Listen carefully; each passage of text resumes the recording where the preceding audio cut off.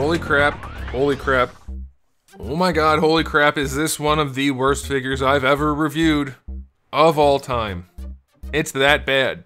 It's freaking Red Hood, not that hard to get right. It's gonna look cool no matter what you do, unless you are the people at Mattel who designed this figure. What a piece of garbage.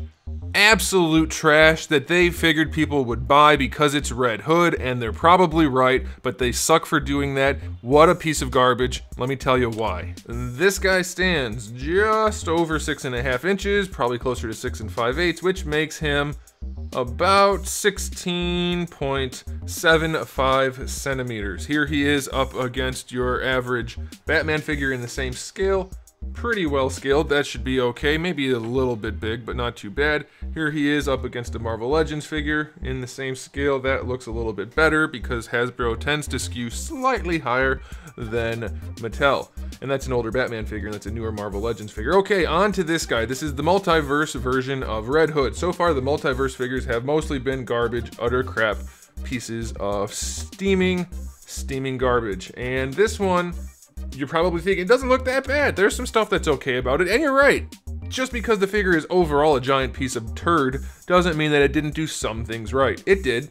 You can see we have mostly a matte finish throughout, especially on the this part of the jacket. Sleeves are kind of shiny, but you know, that's okay. We have a relatively satin finish for the rest of the figure, some metallics for the armor pieces. That's all okay. They did throw some paint on there where they needed to. It's not without some redeeming qualities. It's not absolute total garbage, just kind of like absolute mostly garbage. The head does have a little bit of a luster to it for the helmet, that's okay, and that's pretty much where it stops. The sculpt on this thing is terrible. Look how big his head is. And yes, I know he's wearing a helmet, and yes, I know he's never drawn to where his head looks like he's wearing a freaking helmet such that it looks like he's shrugging his shoulders perpetually and that he's wearing someone else's helmet. It's humongous. His head is gigantic, and it's the wrong shape. It pinches in the very front, and it makes him look really, really goofy. See how that shape is? It's huge back here, and yes, I know the cranium is bigger in the back than in the front, and that makes sense, but the way they did it, it's exaggerated and it looks terrible. The temple area is pinched in really far. Like if I hide this, look here. If I hide part of it, it doesn't look so bad. But then when I bring that part out, it looks really goofy. Just look at any other example of Red Hood. It never looks like this. It's terrible. Then we have just your usual Mattel sculpting where the muscles aren't in very good places. The overall anatomy is pretty weird. He looks anorexic. He's got holsters that have guns molded into them and are painted terribly. His shin armor is wrapped around on the inside, not on the outside. They didn't paint his boots at all. They just painted them up here to his ankles.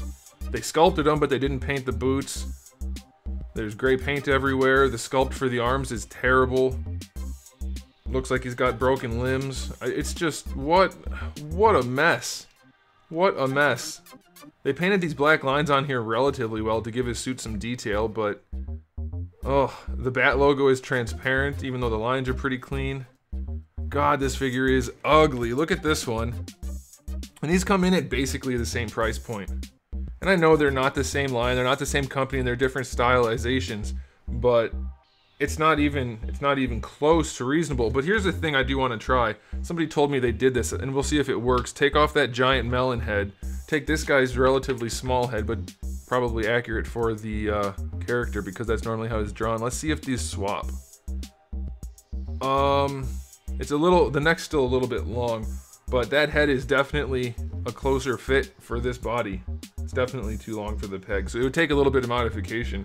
But size-wise, you can just see how much better that head looks already, even though it's sticking up really high like a Marvel Legends figure. I'm gonna break it now, probably. Here we go, don't break it. Alright, this head is just wacky bad, like holy crap. His chin's touching his collarbone. If you do that. Oh my god, it looks bad. How do you ruin this? It's so easy to not ruin this. And they ruined it. Oh, I'm frustrated because I really like Red Hood and I really wanted to enjoy this figure, and it's just such an epitome figure for them. It's the epitome of their laziness and lack of care and lack of quality. So many things are so close to being just fine, and at first glance, most people are going to be like, yeah, it's fine. If you look at it closer at all, or for any amount of time, you're going to be disappointed. So aesthetically speaking, I'm going to give it only a 3 out of 10. As far as the accessories go, we do have the helmeted head, which looks like crap, and then we have the unhelmeted head, which looks okay, I guess. Like, his face has no detail to it at all. It's completely smooth. The lips are barely even detailed on there, but he does have his mask, and the hair is okay, I guess, with a little bit of shading. It's not absolutely terrible. It's okay. Let's see if it's too big. It might be too big. I don't know. I don't know if I tried this yet. Maybe I did. This head is reasonably sized. Yeah, I think it's probably okay. So this head is definitely too big. I understand helmets are bigger than heads. That's not how Red Hood is drawn, and that one's still oversized.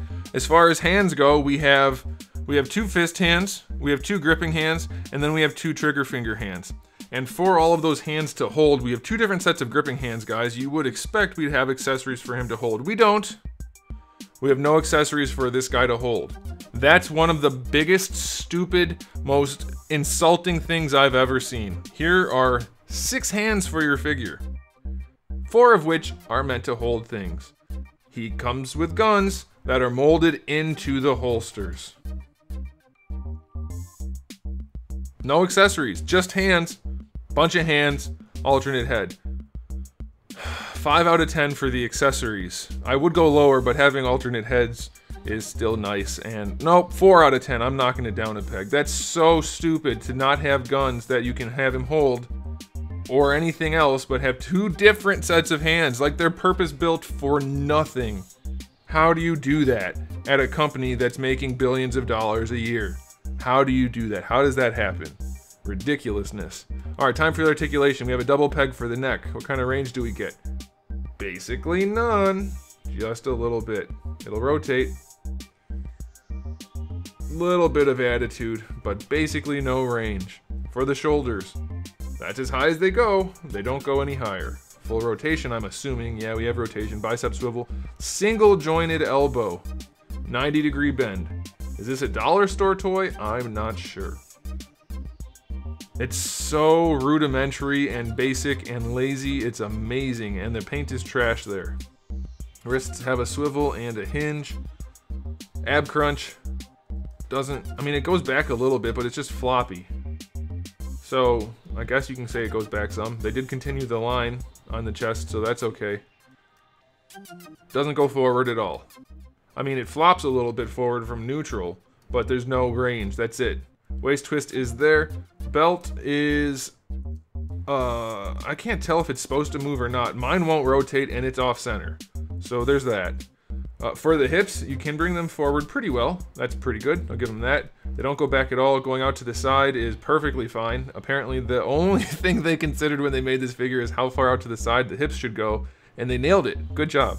Thigh swivel is fine. Double jointed knee is acceptable. That's okay. No shin swivel. Ankles go all the way back and all the way forward. Give them that. No ankle rocker. So bare minimum for articulation. Some things don't work at all, like the torso really. 6 out of 10 for the articulation. And now it's time for the final verdict. I'm being extra harsh on this because it's a Red Hood figure. It's like the only Red Hood figure in this scale, and it should have been such an easy thing for them to nail, and they Mattel'd the shit out of this figure. And having these be part of the holsters and giving him a bunch of different hands and giving him a giant melon head that looks stupid, and there's the cat. It's just an insulting figure as far as I can tell.